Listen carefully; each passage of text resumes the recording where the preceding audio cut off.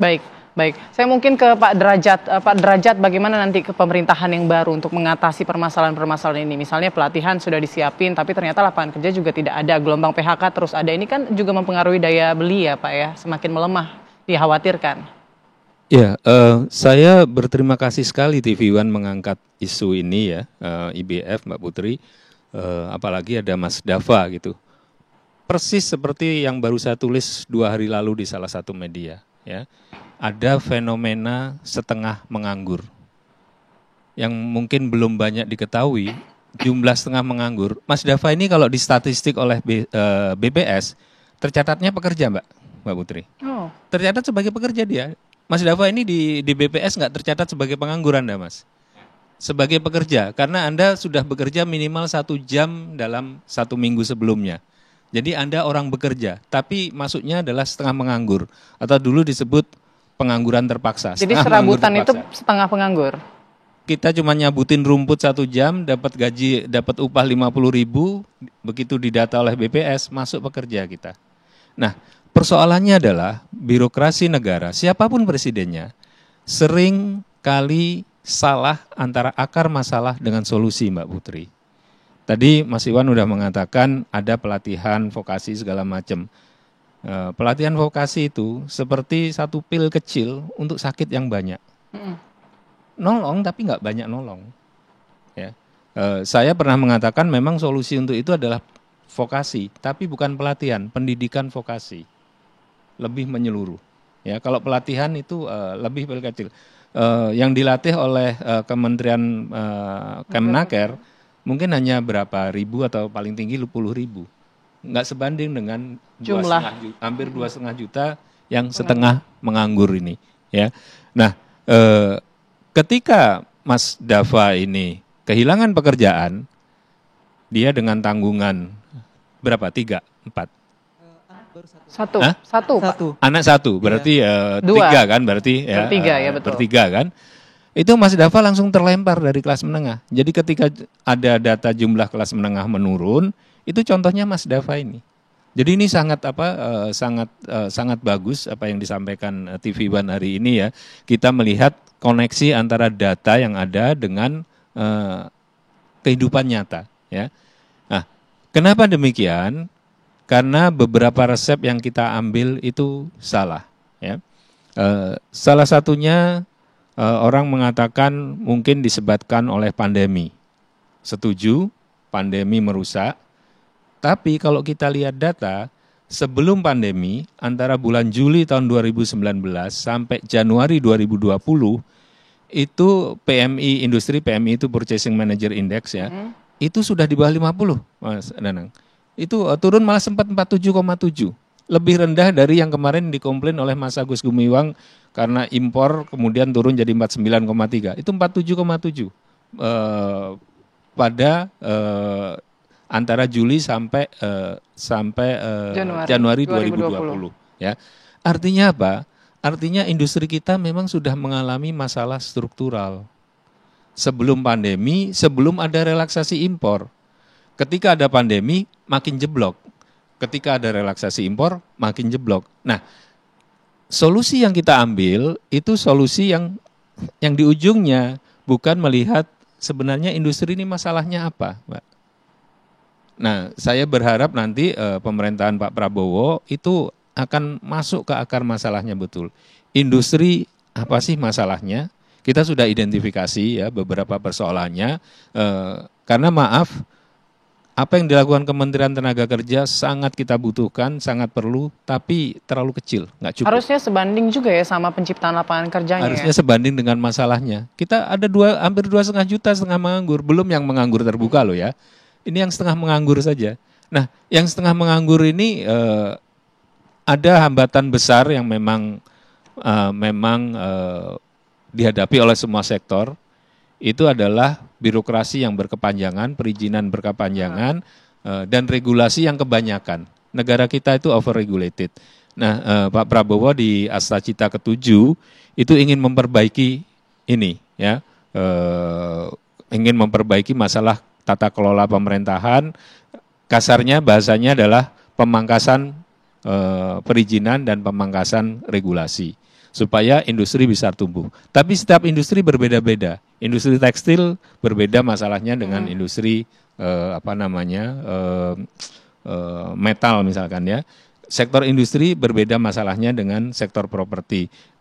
Properti juga banyak masalah loh Mbak Putri. Kalau Anda lihat harga properti itu banyak yang anjlok. Teman-teman properti itu banyak yang mengeluh, harganya anjlok. Anda beli investasi sekarang, mungkin ketika mau jual, paling bisa jual separuhnya. Sudah tidak menjanjikan lagi ya berarti bisnis properti itu ya, saat ini begitu? Ya, mungkin janjinya kebanyakan dulu ya. Tapi harganya anjlok, artinya banyak orang yang babak belur juga. Jadi kita harus melihat akar masalahnya, setiap industri berbeda, dari situ baru kemudian dicari solusinya, dan bukan hanya akar masalah saja, skala masalahnya juga harus benar. Ya, karena kalau tidak resep yang kita sampaikan nggak akan cukup ya. Kemudian Mas Dava ini kan dari perbankan, jadi yang banyak di layoff itu adalah dari industri, perbankan, teknologi, properti, itu banyak yang di layoff Mbak. Nah, sektor-sektor ini memang sudah diidentifikasikan, dan mudah-mudahan nanti tim ekonomi Pak Prabowo nanti akan langsung to the point ya, dari sektor-sektor ini. Baik, saya mau ke Bu Eli. Bu Eli, mungkin bisa Anda sampaikan data dari KSBSI sendiri seperti apa, sebanyak apa sebetulnya, dan apa penyebab PHK yang dialami anggota Anda? Iya, terima kasih Mbak. Sebenarnya ya itu melonjak ya, kasus PHK itu adalah sejak Juni sampai sekarang ini. Sebelumnya kan kita bisa melihat di data yang tersaji baik di media atau di statistik itu, sampai bulan Mei itu masih di angka 3.000-an ya. Tiba-tiba melonjak Juni, Juli, Agustus sampai September itu kita sudah masuk di angka 50 ribuan. Ya, sudah lebih. Sudah lebih. Kita khawatir sebelum tahun berakhir itu bisa mencapai sampai 70 ribu gitu. Artinya lebih besar daripada yang terjadi sebelumnya. Kalau kita melihat akan masalahnya kan, semua stakeholder ini memberikan pendapat yang berbeda. Serikat buruh akan menyalahkan pemerintah dan pengusaha. Pengusaha akan menyalahkan misalnya, ini misalnya soal regulasi kah, soal misalnya banyaknya yang datang produk yang bebas tidak ada filternya. Lalu misalnya pemerintah mengatakan ya serikat buruh tidak punya skill, banyak sekali. Cuma yang kita lihat sekarang adalah, saya akan menyoroti undang-undang ya, undang-undang yang ada, yang misalnya saya sebut Undang-Undang Cipta Kerja yang mengatakan bahwa ada penciptaan lapangan kerja. Ternyata kan di mana penciptaannya itu? Ini kalau misalnya diciptakan lapangan kerja, undang-undang itu sudah ada sejak 2021 awal sampai saat ini walaupun masih kita tentang. Tapi kalau memang pemerintah mengatakan itu adalah penciptaan lapangan kerja, di mana? Buktinya sekarang ada yang kena PHK. Ini yang masuk anggota serikat buruh ya.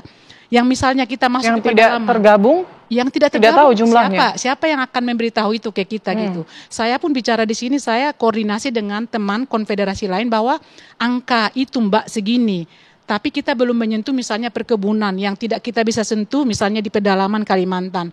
Lalu ya misalnya seperti emas. Atau kita sebut saja misalnya yang tidak bisa disentuh oleh serikat buruh itu barangkali lebih banyak. Karena mereka tidak tahu kan kemana mereka mengadu. Kalau kita misalnya menyoroti apakah hak mereka didapatkan, misalnya pesangon. Nah, itu bagaimana itu? Dari sekitar 50 ribuan yang sudah ter-PHK sampai awal September itu, 50% dapat pesangonnya ya. 25% itu masih negosiasi. 25% lagi sudah nggak jelas. Jadi teman-teman ini daripada mati menunggu pesangon yang tidak jelas atau kepastian dari pengusaha, mereka kan serabutan. Ada jadi ojol, ada yang jualan, ada yang mencari kerja ke tempat lain. Lalu ada juga kasus misalnya di Jawa Barat bahwa itu perusahaannya mem-PHK ribuan, lalu beberapa hari kemudian perusahaan itu dibuka dengan nama yang lain untuk menghindari pesangon. Bahkan PHK-nya dadakan ya biasanya dadakan. Ya Bu ya. Jadi kalau kita sih mengatakan begini, memang saya bukan pengusaha, tapi saya kira pengusaha kan pasti tahu bahwa minimal 6 bulan sebelumnya sudah tahu prediksi ke depan apakah mereka dapat order atau tidak. Jadi tidak mungkin tiba-tiba buyer misalnya naik mengatakan, hai besok kami akan stop ya order. Kan nggak mungkin. Itu sudah ada agreementnya sebelumnya gitu. Jadi kenapa diumumkan tiba-tiba sehingga para buruh yang ter-PHK ini kebingungan bagaimana melanjutkan hidup, bagaimana kontrakan, bagaimana anak-anak. Jadi tidak ada persiapan. Tidak ada persiapan. Seumpamanya, memang pahit ya. pekerja akan mengatakan kami tidak mau di PHK. Tapi ketika ada pemberitahuan bahwa dengan alasan begini, transparansi segala macam, mereka sudah ada langkah yang dipersiapkan, misalnya mau meminta hak-hak mereka, lalu bagaimana mereka lagi mencari pekerjaan yang lain. Lalu saya kalau misalnya menyoroti soal ada kan misalnya jaminan kehilangan pekerjaan gitu. Bagus sih, cuma ketika teman-teman ini sudah selesai, mereka harus cari pekerjaan lagi gitu. Jadi maksudnya tidak ada memang akses untuk mendapatkan pekerjaan itu. Jadi akhirnya mereka, udahlah kami tidak mau, karena yang kami inginkan adalah pesangon itu untuk bertahan hidup dan untuk membuka usaha kecil seperti itu. Jadi saya khawatir memang, ya mudah-mudahan Presiden mendatang ini ya, jangan melihat ini sudah memang PR yang sangat besar, dan beliau sudah mempelajari lah dari demo-demo, aksi-aksi segala macam. Oh, ada yang akan kita perbaiki. Seperti tadi kan ada pemangkasan regulasi, yang mudah-mudahan cipta kerjanya juga dipangkas gitu. Terima kasih. Memang menjadi PR ya Bu Eli, dan agak membingungkan ya, apalagi PHK mendadak. Pesangon nggak keluar, makin pusing nggak tuh jadinya untuk mencari pekerjaan sulit, kemudian melanjutkan hidup juga sulit. Nanti kita akan bahas kembali usai jeda berikut. Indonesia Business Forum akan kembali sesaat lagi.